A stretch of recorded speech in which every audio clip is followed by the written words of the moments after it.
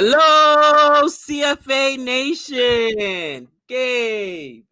Are you kidding me right now? It's not even a little bit. I Did love you it. not see the hands go up, the mouth muscles start to relax a little bit?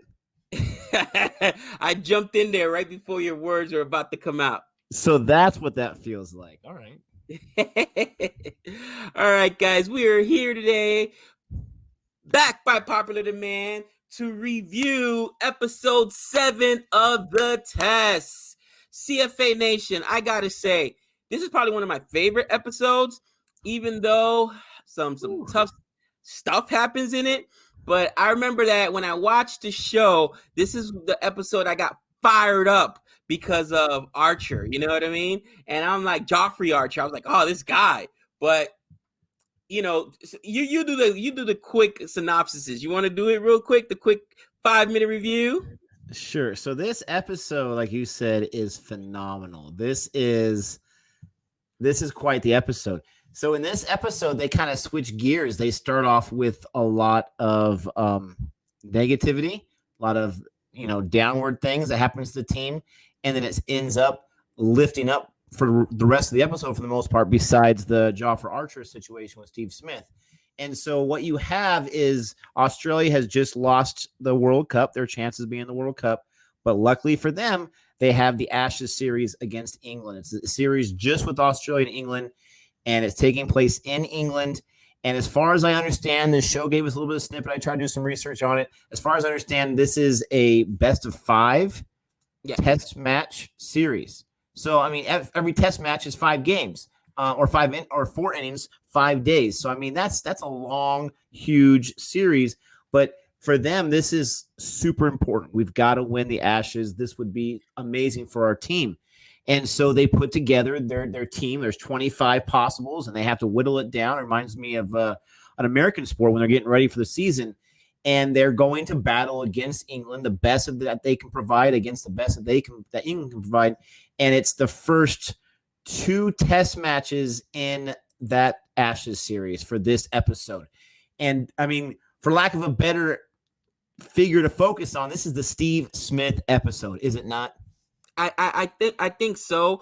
Something I just want to mention real quick. I found it interesting though that maybe like football is probably the best way you can mention it, where how do you earn your spot? Well, in training camp, guys are battling basically for positions in football because, the offense will play the defense. But I saw that where you had, I forget how many people players he mentioned, but they were basically over a 2 or 3 day period having them all play games against each other. And that's how they were selecting their players, because honestly, JL has an impossible task because they're all great bowlers, players, I should say. And outside of just, let's be honest, Steve Smith, my boy Uzi, and the other guy that came back, Warner.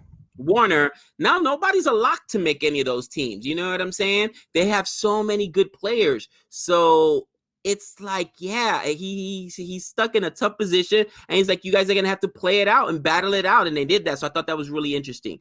But yes, it is the Steve Smith episode, and he comes to the Ashes, and this guy, not like you mentioned, it's the first 2 games of the Ashes, not 1 but 2 centuries. Okay, in his first 2 games at the Ashes, this guy's an absolute dog, bro. He's a monster. He's the kind of guy that drives you nuts when he's in the batter's box because it's so hard to get him out. You know what I'm saying? And bowlers must have nightmares when it comes to this guy. Honestly, you know what? He still, in my opinion, never got out. Okay, because it took Archer to come in and, first he plunked them in the arm, which I'm like, okay, he comes right in and plunked them in the arm. And then, a couple balls later, even though with the arm he's hurt, he's still batting the ball all around the place, one-armed or whatnot. The guy's unbelievable. Dude, he had, they call it an egg. He had quite the bruise on his arms. You see that for a second? It looks like, he's got some massive forearms. But no, he's got that bruise right there. That's the thing about Steve Smith, and I'm not trying to dog the guy. I'm really not. But he's not the most physically menacing guy that you're going to see. No. He's not like ripped or anything like that. But this guy, he is just a natural hitter. He loves to hit. We've mentioned before, but they mentioned a lot of this episode. the dude sleeps with his bat. He shadow swings whenever he gets a chance to. He has his mom throw in, and they clarified that for me, or not his mom, his wife. Yes. They clarified that for me. Not his wife bowling to him, but they have a machine at home, and she's feeding the balls for him so he can Feeding get the balls for him. Yes. This guy is hitting all day long. He's visualizing, and for someone like me who's not an athlete, I believe in all that stuff. Anything you can do to give yourself an edge, as long as it's legal, you go for it. And then one guy's mentioned how he's talking on the phone. He's like, "Are you swinging with your bat right now while we're talking?" Oh, yeah, kind of. This guy is just everything to do with hitting is what he wants. And I believe when he says that he doesn't get nervous before a match, I believe that 100% because I feel like when he's there in front of those stumps and he's doing his thing, like that is his happy place. And you can see whenever he gets out, whether he scores a half century or a century or more than a century, he is so dejected. He is so angry. He gets injured. He gets hit a few times, goes back out there because he just loves being out there. And again, this is, a few matches that we have to see him in, and he looks amazing. Obviously, he's not always going to get a half century or a century every time. But the point is, his team needed him in that first match. Warner went out on 2 balls. Two balls. I was like, they had something like 170 on like 8 or something like that. So they weren't scoring it too crazy. He and Lyon get him to like 280. They get like another 100 runs before they're out of wickets. But, from the things I've seen on the tests, have a 300 or more lead in your first innings is a good amount of lead. England obviously had a great inning their time. We didn't get to see them hit the ball too much. Right. But when we get to Australia's second inning of that first match, they're only up, like they've been batting for a while, they're only up by like 50 or 60 or 70 runs. And then Steve Smith goes on another tear, and other guys go on another tear, and all of a sudden they're up by like, and this is before he gets hit, they're up by like 300 or 400. And so they declare 398. Yeah. 398. Oh, ugly. When you have guys like that on your side batting, and again, the bowling, I think it was the first test match, I believe, where Nathan Lyon went out of his mind with those 6 wickets. That might have been the second test match. Right. But the bowlers brought their stuff too. But when you have batsmen that can bat like that, I mean, you're never out of it. I like that you mentioned Nathan Lyon, and when I originally watched the entire series, this is when he became my favorite bowler because they talk about how he's so nervous before every start. You know what I mean? Even though when you hear his hilarious resume, man, this guy's taken 350 wickets. I mean, this guy's a professional. He's a seasoned vet, and he even says, "Look, I'm not going to overpower anybody. Okay, I don't have the kind of stuff to intimidate anybody, but I just got to work them over. And if I can do it in, 14, 15, 16, 17 deliveries, eventually I'm going to get that wicket." And he frustrates you because he puts the ball where he wants to put it. Okay. Where it's very hard for you to go ahead and take that thing out. And, and going back to my baseball roots in American baseball, so many pitchers that are flamethrowers that can throw gas only last 5 or 6 years because eventually your arm goes. It happens. You know what I mean? You only have so many bullets in your arm. But pitching is being able to go from I threw 100, now I throw 89 or I throw 91 or whatever. Can I still? And very few guys can do that. Very few guys can do that transition, At that point, it's all about location. On your team, you guys had probably one of the greatest of all time, Greg Maddux. He pitched for several teams when he was a Padre as well. This guy, like literally, the way he put balls in places where you're just like, how did he even put it there? It was so frustrating because hitters, it wasn't he was overpowering through hard, but you as a hitter give up on it because you're like, there's no way that's a strike, and then it just creeps back in the zone, or you're going for home run and he puts it in on your hands and jams you, and you're like, that's pitching. And that's what Nathan Lyon does here. He just, methodically goes after you, gives you these tough balls that you just got to defend against, and you're trying to score runs, but he's not really giving you anything elevated for you to be able to, and then you make a mistake and he uses that aggression against you. So I really liked him. He's such a humble dude too, such a likable dude, you know what I mean? Real quick, I just got to mention, I thought it was hilarious how they were talking about how nervous he gets, like you had mentioned before, every single game, every single match. And they said at first, they try to say, it's going to be okay. You're going to do great. Don't worry about it. And he would still get nervous. So then they would go the opposite and they would say, hey, big day today. You got to do really good. A lot of pressure on you today. They would add more pressure to him because he was going to be freaking out either way. I thought that was hilarious. They tried to give him the silent treatment that he was looking for people to go talk to. He said he talked to everybody on the field. Oh, that's big game today. We can't mess it up. Make sure you're there. Make sure you show up. And then, I really liked they're talking about the bromance brewing between Steve Smith and Labuschagne. Labuschagne. And they're like the deal they had with the bat. Yeah, they're like, Smudge, they call him Smudgy, Steve Smith. Smudgy's notoriously messy, so he's always got a whole bunch of equipment. So he made a deal with Labuschagne and said, if you pick up after me every game of this test series, I'll give you a bat. And they're all like making fun of him and stuff. But Labuschagne's like, this is the best deal of the summer. And bro, he in his mind, and he's right. I'm following a great. I love batting. This is one of the greatest batsmen of Australian cricket today. Why would I not want to learn from this guy? And we're at the Ashes. I've been selected to be here at the Ashes. Of course, I'm going to do everything to soak up as much knowledge from him as I can. I just thought it was funny because they're like, I don't know if it's, a real bromance or if it's just Labuschagne, chasing around Smudgy and he's too nice to say anything about it. But I think and Steve Smith even says it. He says, I love the fact that he wants to learn. I love the fact that he takes every opportunity to get better at cricket and he takes his craft seriously. You know what I mean? And that's what great players do too. They mentor younger players. Man, I love Labuschagne in this episode. So let's get to him for a second because I love his story. So he was earlier in the series and he had a chance on the test team and he wasn't able to come through too much. And then we don't see him for several months. So, it's very competitive. We got to get the best guys out there who can perform. And so he's like 2 or 3 or 4 deep on the bench roster or whatever. He's not really going to see the light of day. But when you have the Steve Smith in the second match, he gets taken out, basically, for lack of a better term, by Jofra Archer a few times. He gets hit in the arm, gets hit in the head. They have to take him out. He wants to come back. And that was, how awesome was that? I mean, he's in the locker room and he's telling him, I think I can go. I think I can go. And then one of the guys goes out there and gets out really quickly.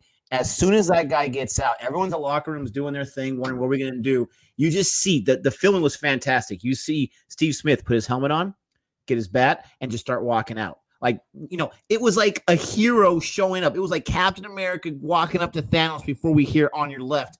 It was awesome. And he goes out there and he's not able to do a whole lot. He gets a few boundaries, which is awesome. And then he gets hit again, right? And No. On his first one, he goes yard. It's a sixer, bro. He eventually gets hit again and he gets taken out, right? Or does he actually? No. He got hit the first time in the arm, then on the head, then he comes back, and then he's like, I just couldn't defend. Like he was trying to. Yeah, that's right. He was trying to defend. That's how he gets out. But it wasn't even that. I think he also said, like, I didn't want to defend. I just wanted to do my thing and go for it. But because he wasn't 100% right, he wasn't able to do his thing and go for it. Right. And so, anyways, when they're trying to figure out who to replace him with, and they're at because concussion protocol after that inning, after that day was done. And, JL's telling the media, he's like, he passed all the protocols. He should be good to go. But then there's just a million safety procedures out there. They decide to pull him. They ask him, what do you think? And he's like, well, I think a right-hander should do. And then Labuschagne gets the opportunity. Labuschagne goes into the game when they need runs. And this guy, like a boss, goes out there, the young kid, Billy the Kid, whatever you want to call him, he goes out there. And I think he gets a half century at least. He's just scoring runs. He's keeping the partnership alive.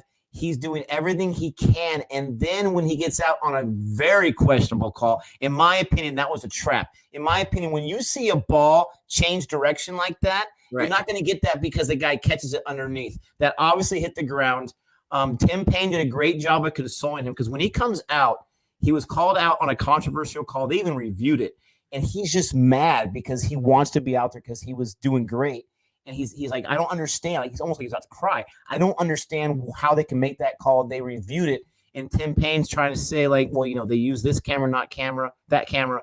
And when the fielder is that adamant that he caught it, they're going to take that into play. Tim Payne did a great job being a captain in that moment and calming the kid down. But Labuschagne, the thing I love about him, you talk about humility, he had no idea what he just did in basically his debut, even though it wasn't technically his debut. Right. All the guys are around him. All the guys are like, there's something different about this guy, and we like it. This guy earned the respect of the entire locker room, but he was so mad and so disappointed in himself that he wasn't able to do more. On a side note, I want to say that someone had mentioned in the comment section of when I reviewed the test, they said that Labuschagne has like gone off since then. Like, this guy is just awesome right now, which is great to hear. You can see that he's a baller. And even though that was his big debut, so to speak, or his big breakout, you know what I mean? You can see he's got it in him. And again, he wants to learn. Listen, you're soaking up greatness. He's following Steve Smith around. He's hitting with him in his cage, in the cages or in the nets, whatever. We call them cages here, whether they're nets or not. But, he can only improve from that. I wanted to talk about somebody else in this episode that really stood out to me, and it was Webb. I think his last name was Webb, and it's the guy who his wife had just had a baby. Wade, I think. Yeah, Wade, that was awesome. 4 days, bro. 4 days, and he didn't want to go. And I can relate. Okay, I don't want to leave my newborn baby, girl. I think he had a daughter, especially since his wife already had another child. But his wife was like, I cannot let you regret this. He's been on the team for a while. This may be his last shot at it. They even said, he goes out and plays well. It was 6.5 years, since his last century. I mean, this guy, beautiful. Everything. Like, I'm so glad that he performed well, got an opportunity and performed well. I think JL, even though JL says I put the best guys out there, even though JL says, I'm ruthless, and he even says in this episode, I'm ruthless in selection, I think JL also looks at it like at being a former player himself. You know what? This last guy's last rodeo, okay? Because he looks like he's an older dude, so he doesn't have 2 more, tests in him. He probably doesn't have 2 more seasons left. This may be the guy's last shot, and I was so happy it turned out well for him, especially for his wife, you know what I mean? Because she made that sacrifice, being home with a newborn baby child and another toddler at home. That's 2 kids. That's such a tough thing. So, that also shows, and JL even says it, how sports, it's sacrifice you don't see. A lot of people complain about the money these athletes get. I remember hearing a story about A-Rod, and I mean, I've known dedicated athletes. So I was an athlete myself. My kids are athletes right now, but nothing like this. A-Rod has not had sugar, bro, since he was 13 years old.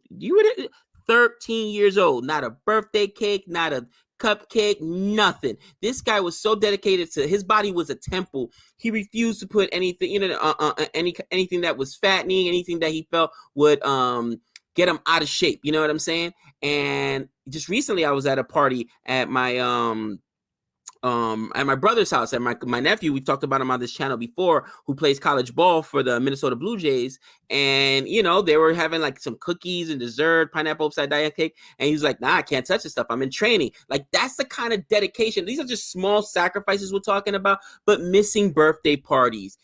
Savannah's nephew was non-existing, bro, for honestly, I would say first 4 or 5 years that me and Savannah were together, because he was always away on traveling teams and by himself and, going to Europe. We're talking about John Rahek Cahill Jr. You can put up his picture here. We've talked about him before. Played for the men's U15 team, U16 team, U17 team.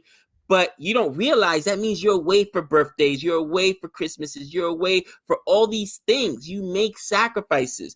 And 99.9% of these athletes don't make it. So they are sacrificing a lot. So for the ones that do make it, they earn every single penny. And I'm glad that they showed that it's not just the athletes, it's their families that, suffer without them as well.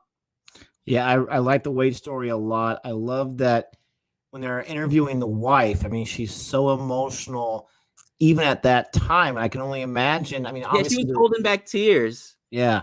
I can't imagine that it was too much later after that, but it was probably sometimes after that match when they went to go interview her. And you can just see how much she loved her husband, how much she loved that decision that he made, but how hard it was for her as well to make that sacrifice. And it was cool to see that he respected that. And again, he goes out there like that hero. He's showing up and he's answering the call. And it's going to be something that, he's going to remember for the rest of his life. And every time he sees that daughter of his, he's going to maybe think in the back of his mind about that century he had. And it wasn't just that. He played really well in these first 2 matches so far. So that was awesome to see there. This episode, there's just so much that you can talk about because it was just complete from beginning to end. It was just a complete episode. There was so much awesome things. And once again, so much credit to the makers of this documentary series. They did such a phenomenal job with the music. We definitely don't want to leave out the importance of the captain on the cricket team. Obviously, the captain helps out JL to make those selections or whatever. And for these first 2 matches, they did a phenomenal job whittling down from those 25 players. I think maybe it's, 15 or so you bring with you. You have 11 starters and maybe 4 in the back end. But whatever it is, they had to cut probably 6 to 10 players. And that's tough when you have all these guys that are just very, very good and competitive. And you have a guy like Wade who's older in age. And, he's got a daughter that was just born. It would be easy just to name off the list. But no, they wanted the best of the best. And, I love the Labuschagne story. I love the Steve Smith stuff. I love the camaraderie of these guys when they go to England in these matches each day. I mean, the England faithful, they are just harassing them. Cheaters, cheaters, cheaters. And again, like I said in the last one, I understand that if someone cheated in a sport that I love to watch and in a sport where my team is a part of that sport and you cheated, it doesn't matter if it's a small cheat or a big cheat. It's something that's almost like a fan's right. And you may feel differently about this, but as a fan, when you go to a game, you might deep down not really hate that person, but when you're a fan of the team and there's the opposing player, you're going to boo the snot out of that person. It's one of those privileges, as long as you don't go too far, in my opinion. And it's fun to stand up there and boo and as loud as you can boo those opposing players. And these are guys that cheated. These are guys that broke the rules, whether they like it or not. And so they really went through it. And when Steve Smith came back on the field after he was injured and came back on, it was funny because you hear these cheers, and maybe that's all from the Australian fans, and then it blends into boos. But if it was the English fans cheering him just for a quick second because of his heroic nature of going back out there, man, it quickly changed to boos. But it was cool to see how these guys in the bus, they were making light of it, and they were just having fun with it and not taking it too personal. No, those fans were definitely ruthless, but you know what? All sports fans are. And I hear what you're saying. I just, again, looking at it from a different perspective, knowing a lot of athletes, having athletes in my family, bro, there's a lot of pressure out there. And I can tell you that a lot of times, sometimes you feel pressure to do stuff just because other people are doing things. You know what I mean? And it's just one of those things, man, where it wasn't the whole team. You know what I'm saying? Like JL, I don't know if you caught the look, but he's walking towards the bus and somebody's yelling, cheater, cheater. He looks back like almost with a smirk on his face, like in awe, like I wasn't even here. You know what I mean? Like I wasn't even here. I don't know if it was the same moment. There was another moment where someone was saying some other choice words to him as he was going up the stairs, and he hesitated for a second as if he wanted to say something back, but he had to remember, no, I'm the coach of the Australian team, and he went up those stairs. That would be tough. You know what I mean? So I understand that. With that being said, listen, you see this New York Giants, all right? I hate everything about Boston. I've mentioned this before. I won't even eat, New England clam chowder, all right? Boston baked beans. And the Patriots cheated, okay? Deflategate. I don't care. Matter of fact, I still say Tom Brady's first Super Bowl is null and void because of the dumb tuck rule. And for those of you that don't know the tuck rule, it was one of the worst calls in NFL history. They made it up by the Oakland Raiders should have been going to the Super Bowl. Not the Patriots. Everybody knows that at this point. Those of you that don't know what I'm talking about, check it out. Just type in the tuck rule and it'll come up on YouTube. It's and I still don't understand it, but we won't get Nobody does. Nobody does. It was just a way to get the Patriots to the Super Bowl. That's what it was. I think that official had money on the game. Let's just be real. But with that being said, it's one of those situations where I've been on both sides of the coin, booing, and especially, bro, you think it's harsh. Go to high school games and stuff, and you see people booing kids. These are kids, you know what I mean? My kid's 16 on the mound, and if he's playing really well, and the other fans don't like it, they're gonna boo him. If he's playing poorly, they're gonna be, cheering and oh, you get out of here, you bump. He's 16. What are you talking about? You know what I mean? It's insane. I just think there's something that sports does to people, that it activates like a primal, you know what I mean? Like people act ways they normally wouldn't be acting. They get emotional. They get into it. I'm not a confrontational kind of person. I'm really not. You have to really push me far. But I'll tell you, man, my wife will tell you that when I'm watching sports on TV, and if it's not going too well, I'm losing my mind. Now, I'm not like going crazy and being profane and whatnot, but I am not happy. I'm yelling at the TVs if they can hear me.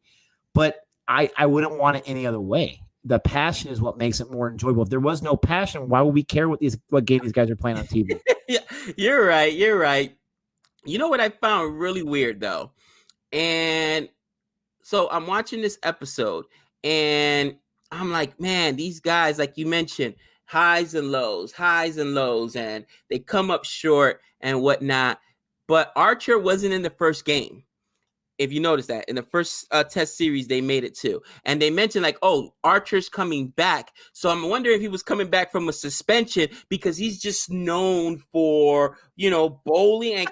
And man, you have a vendetta against this guy. I'm just saying, bro, stop it. All right. These are world-class athletes. Let me tell you something. He didn't hit anybody else, but he hit Steve Smith the minute he comes in, not once, but twice. Come on, let's be real. Let's be real. These guys have pinpoint control, accurate. They can hit you where, they can put the ball for the most part where they want to put it. You trying to tell me that wasn't intentional? So this guy, it's interesting, and I don't really fully understand it, but this guy is from Barbados, and he's able to play for the cricket team. That was his test debut. He actually helped England win the Cricket World Cup, the same World Cup that Australia lost in the semifinal.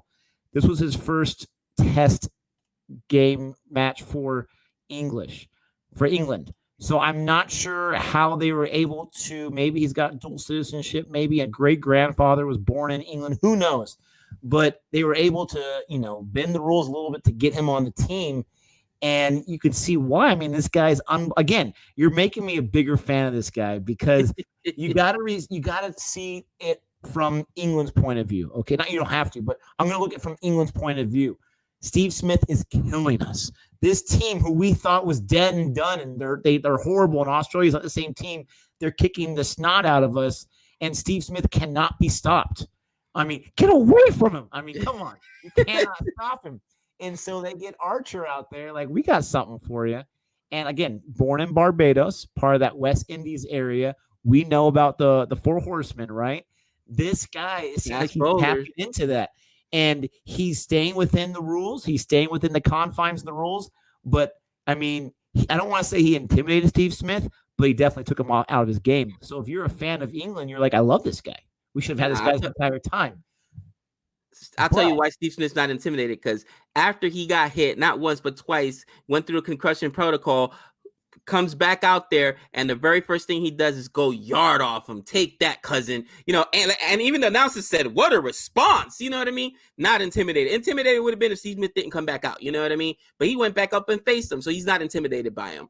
But, with that being said, man, I respect it. It's just like, for me, again, in NFL, you see targeting a lot, okay, which they've really cracked down on, where you can't intentionally try to injure a player to get him out of there. You know what I'm saying? So not, being just a casual cricket fan at this point, we're just learning the game, a couple months into it.